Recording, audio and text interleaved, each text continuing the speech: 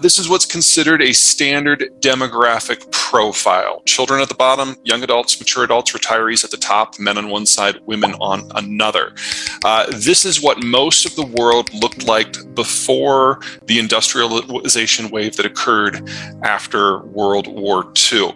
But with globalization, this all changed, because it used to be that we all lived on farms and you would have as many kids as you could put up with because they were free labor. Well, as many kids as you could put up with plus one, because that's how you find out it's too many kids. But when you take an industrial job, which international trade made possible, those were all in the cities. And as you move off the farm and into the cities, you have fewer of them, because kids go from being a free source of labor to a massive expense and headache. And over the ages, the Korean demographic has shifted to this.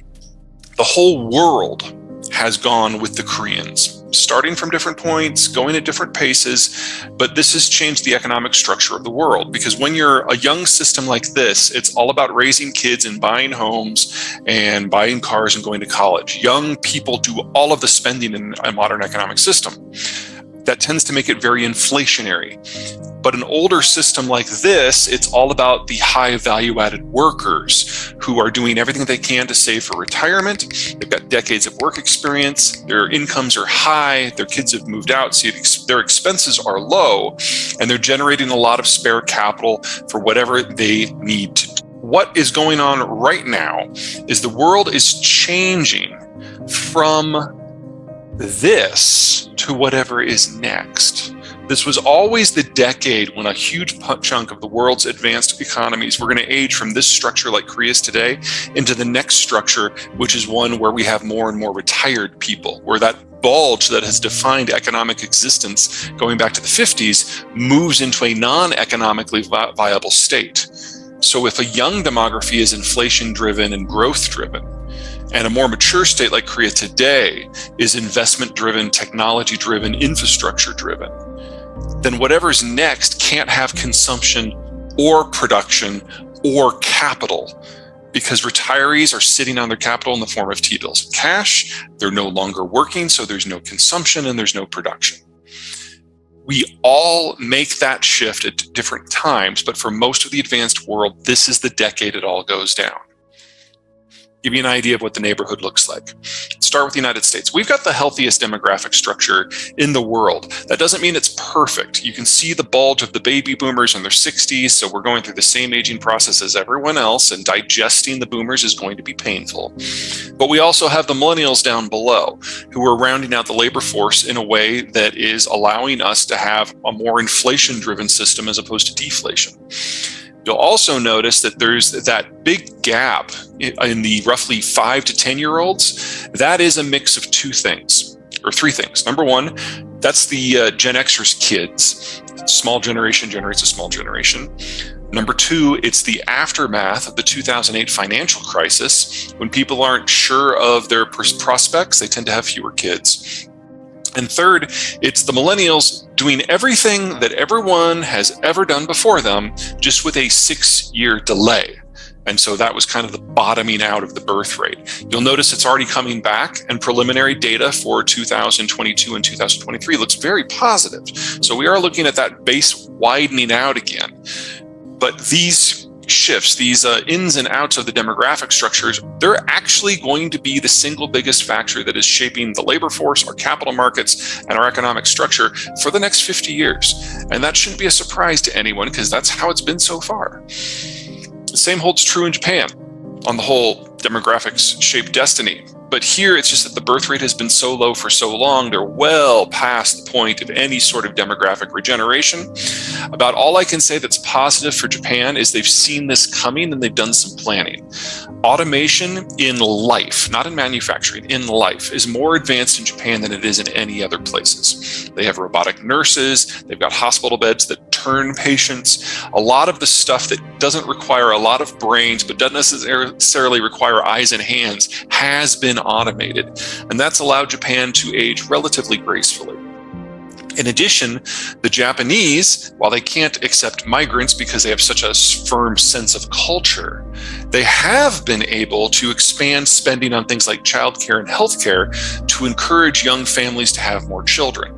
It's met with some success. And so Japan, while it is still the oldest demographic structure on Earth today, it's no longer the most rapidly aging. Still in the top 10, don't get carried away. But Thailand, Korea, China, and Germany and Italy are all aging faster. Which brings us to Germany. This was always going to be Germany's last decade as an industrial power. They're aging too fast. They missed the point to turn the demographic ship of state 40 years ago. And they just haven't had much luck with immigration. In the 90s, they were able to bring in roughly 1 million people from the former Yugoslavia. That helped. And then about 10 years ago, they brought in about 1 million people from Syria.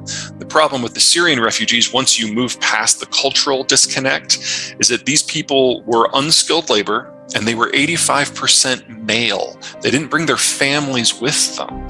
And so it's a shot in the arm, yes, but it's no assistance for long-term demographic regeneration. There's a hope, perhaps, that they'll be able to pick up about 1 million Ukrainian refugees who are relatively highly skilled. It would be an easier carry to culturally integrate them. But at this point, the demographic decline is so far advanced that by 2030, the Germans will no longer have the workforce that's necessary to do the things that we associate with Germany. And that assumes nothing else goes wrong. Nothing with Euro, nothing with relations with the United States in terms of trade, nothing with the Russians in terms of energy. And all of that is going wrong too. And then finally, we get the People's Republic of China. Now, this is already one of the fastest aging workforces in history ever. It's actually faster than the collapse of the workforces during the Black Death, during the Middle Ages in Europe. We also know that this is not the correct data. Only about 2-3 weeks ago, the Chinese released updated data that has since been incorporated into this graphic, showing that the birth rate has just collapsed. Since 2017, between 2017 and 2021, the birth rate dropped by 40%. And that's before you consider the anecdotals we have out of China of what went down with the COVID crash, suggesting that it's fallen even further. So we're already in a situation where we have roughly half as many children children 5 and under as we have children aged 10 to 15, which is well past terminal. It was already past terminal, but this is, you're looking at ethnic dissolution here with this sort of trend. And that assumes this data is accurate. The Shanghai Academy of Sciences is publicly trying to stir up discussion about how, because of the one-child policy, people have been over-reporting births and under-reporting different statistics, especially when it comes to labor, in order to make the local provinces look better. And they estimate that the Chinese system actually has 100 million fewer children than the data officially suggests. That probably means that that big gouge in the lower chunk actually plays up higher within the demographic structure, and those yellow bars probably don't exist at all. This is not a country in demographic decay. This is a country in the advanced stages of demographic collapse.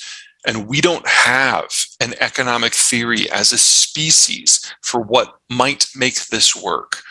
It's obvious from the data that the Chinese have shared that consumption-led growth will never happen in China again. They actually saw a collapse in things like car sales back before COVID. They've never rebounded. And now, with the piss-poor recovery we've seen post-COVID in China, we now know that consumption is not part of the equation. This graphic indicates part of why. And we also know that while their labor costs have gone up by a factor of roughly 14 since the year 2000, their worker productivity has barely doubled in most sectors, and it's reached only triple in some of the more advanced ones. China is no longer the low-cost environment for manufacturing. It's just the place where all the industrial plant happens to be. Now, that's not nothing, but that's not enough to justify a long-term investment in the system. And every subsector that has tried to reshore out of China has discovered shorter supply chains with more effective labor, with lower energy costs, less political risk, closer to the end consumer. China's one-child policy is often held up as the pinnacle of what can happen when a government is willing to pair demographic concerns with a complete disregard for individual rights. In a few short years, strict enforcement slashed the birth rate, preventing an estimated 200 million to 400 million births and heading off the overpopulation problem that policymakers so feared. Now, the success of that policy means the end of the Chinese system. There are many legitimate criticisms of one child. Forced abortions, the ability to buy government approval to flaunt the policy, the concept that the government can choose who can reproduce when, a massive sex imbalance in a culture that prefers sons to daughters. All these and more have twisted Chinese culture in awkward and painful directions. But the real problem with one child is that it worked. During the period from 1979 to 2003, when it was strictly enforced, the birth rate dropped by half. That slashed everything from healthcare to education to food costs. But it gutted the most recent generation. After 3 decades of the policy, there has been a European-style hollowing out of the younger segments of the population. This presents China with 3 unavoidable and system-killing problems. First, China is aging far more quickly than it is getting rich. At the beginning of China's international resurgence in 1990, the average Chinese citizen was only 24.9 years old, and the country boasted some 350 million citizens aged 15 to 29. It was this simple circumstance that allowed for China's massive manufacturing boom in the 1990s and 2000s. China was the world's ultimate source of cheap labor, and no other developing country could compete with the Chinese on price. Fast forward to the present, and courtesy of one child, the average Chinese is now 37, just a shade younger than Americans who are currently 37.3 years old. The Chinese will pass the Americans in average age in 2019, and by 2030 will be 42.9 years old versus 39.6 for the Americans. The Chinese call it the 4-2-1 problem. 4 grandparents to 2 parents to 1 child. China is not yet wealthy enough to be able to try to afford a pension system like the advanced democracies, which places the onus of caring for the elderly on their descendants, of whom there are precious few. In terms of relative numbers, the financial cost of the one-child policy is more than double the comparative costs that the Americans face from the boomer retirement. And the Americans already have a social security system in place to absorb some of the cost. The burden of having to financially support their elderly has a catastrophic impact on young workers' professional and financial development, reducing educational opportunities, gutting consumption, and all but making savings impossible. In China's specific situation, not only will this factor alone freeze in place China's efforts to switch its economy from exports to internal consumption and stymie its efforts to move up the value-added scale, but it will also prevent the sort of savings that makes the force-fed finance model possible in the first place. Second, China will never be able to move away from its current export-driven model. Recall what roles each age group carries out in society from an economic point of view.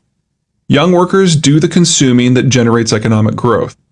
The last baby boom that China experienced was in the 1980s, just as one child was picking up. And China has suffered from an intentional baby bust ever since. Those boom babies are now aged 25 to 29 and are very visible as a bulge in China's population pyramid. It may be only a 5-year increment, but it represents about 125 million people. This group's consumption is the primary reason why China appears to be succeeding somewhat in its current efforts to switch from an export-led to a consumption-led economy. But again, courtesy of one child, their successors are ever smaller population cohorts. So congratulations are due to China for having impressive consumption growth in recent years. But that consumption growth has never beat out investment and loan-driven activity and is now nearly played out. Third, so too is the Chinese development model. Simple aging has already reduced China's pool of young, mobile workers by over 40 million during the last decade. And because of the baby bust, that decline is about to accelerate greatly. Put simply, China has run out of surplus labor. Its presence on the low-cost side of global manufacturing has run its course. This is already reflected in Chinese labor costs, which have sextupled since 2002. Looking forward just 25 years, China faces a far darker financial future than Europe and a far darker demographic future than Japan. I normally caution people I speak with about drawing forward linear trends. For example, the idea that China, or before it the Soviet Union or Japan, will soon rule the world. But demography is different. Young workers simply do not magically appear. They have to be born and raised. It takes 20 years to grow a 20-year-old. Well, 20 years and 9 months if you want to be exact. Changing a demography requires a broad-scale shifting of cultural and economic trends, and then holding the change for decades. Simply abolishing one child is only one step of the process. China would then need to encourage the young workers who are crammed into apartment housing to produce multiple children while still working and taking care of their parents and grandparents. It would have to build out an entirely new series of social services in health and childcare, whose absence provided the spare capital that helped make China's manufacturing boom possible. Even if we assume that China can pull this off, and an immediate abolition of the one-child policy leads to an immediate doubling of birth rates, which would be unprecedented in human history, it would still be 2 decades before China would begin to benefit from an expansion of the labor pool in any significant manner. That's 2 decades during which the rest of the Chinese population would still be aging toward retirement. 2 decades during which China won't have much internal consumption going on. 2 decades during which the low-cost, export-led model would still not work.